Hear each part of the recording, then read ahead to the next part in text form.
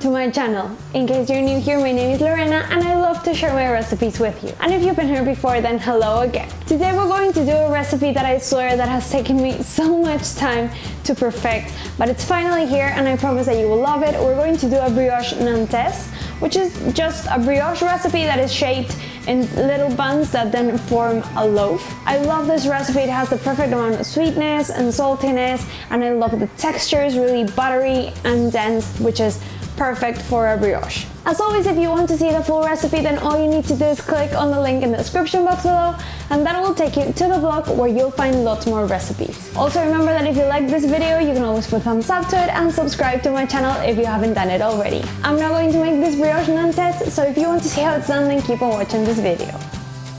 To start, I have here already measured my flour, sugar, salt, and also my instant yeast. Please, if you're not using instant yeast, go check out the recipe so that you can see how you can replace with fresh yeast. And we're going to mix it all up and add my milk, and we also have to measure out our eggs. In general, with bread, it's really important that you use a scale to measure things because it's really precise. So we're going to start breaking the eggs, and for the very last one, we're going to whisk it up just to make sure that we have the perfect amount of egg for the recipe. We're going to add the milk and the eggs to the dry ingredients, mix them up, and then I'm going to finish mixing them up with my hands.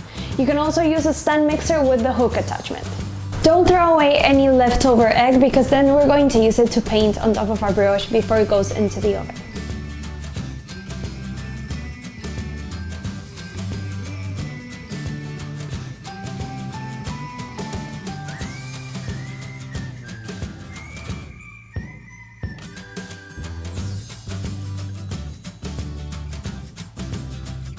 Now that my dough has come together, I need to knead it. If you're going to knead it on the stand mixer with a hook attachment, you want to do it on low to medium speed for about 10 minutes, but you still want to be able to perform the window test, which is what we're going to do when we're done, which is when you take a piece and you start stretching it out and you can actually see through it. That means that the gluten has been worked enough so that it's elastic and it can grow nicely in the oven. For me, because I'm doing it by hand, it's going to take about 20 to 30 minutes, and the best way to do it is to actually stretch it out and smash it on the table, and that will make it much quicker than if you just, are massaging it on the table.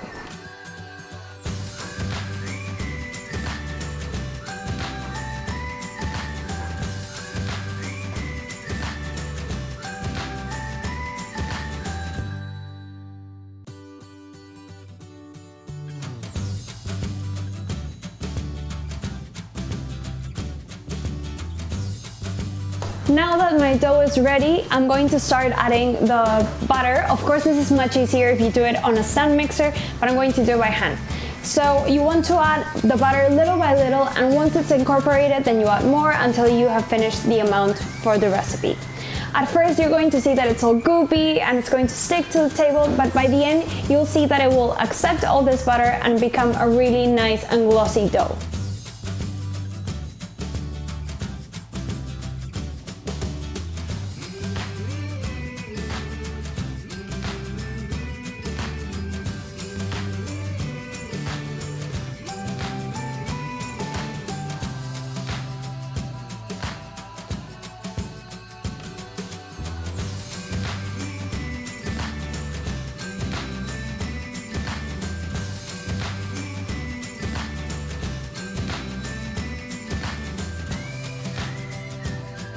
Once your dough doesn't stick to your table or to the edges of your stand mixer, then it's ready to rest. So you want to stretch it out, form like a parcel at the center, turn it around and give it a couple of turns just to form a really nice ball, and it's going to go to the fridge to rest overnight.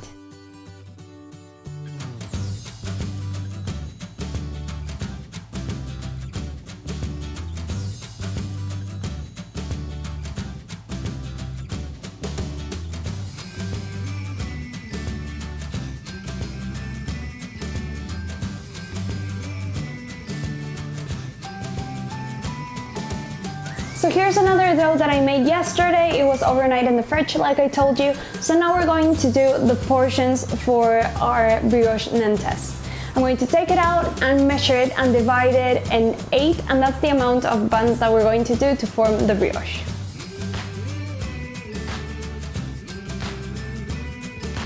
Once you have your bun measured, we're going to do exactly the same parcel method that we did for the whole of the dough to form that nice round shape. All of the buns, we're going to start putting them inside a grease mold. I grease mine with vegetable oil, but you could also use butter if you prefer.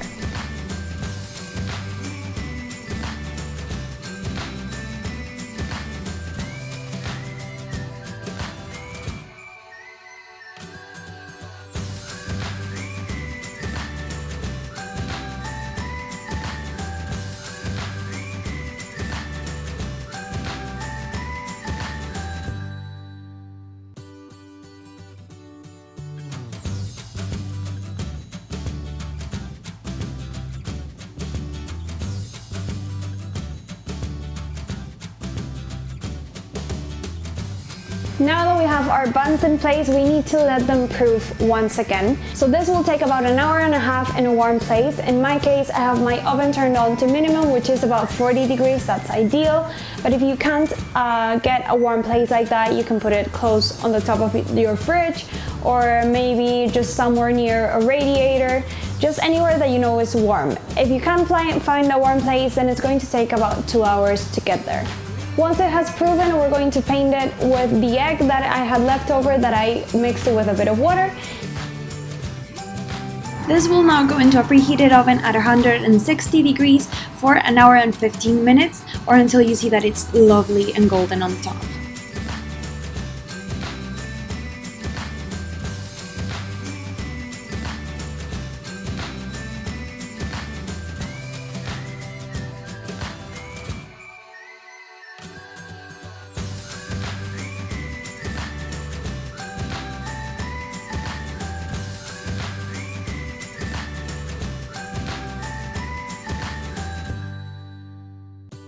That was my Brioche Nantaise recipe. I really hope you liked it. Just the smell of it is killing me. I need to bite it now. If you did like this video, don't forget to put thumbs up to it. It makes me really happy. Please, if you make this recipe or any other recipe from the blog, don't forget to send me a picture or tag me on them, because I really love to see what you cook. Also, if there's anything savory or sweet that you'd like me to teach you how to make, you can leave a comment below. I'm posting recipes every Thursday and Sunday, so if you don't want to miss any of them, then I recommend that you subscribe to my channel. It's free and only one click away. You can also follow me on Instagram, Pinterest, and Facebook as Cravings Journal. Thank you so much for watching this video, and see you next time.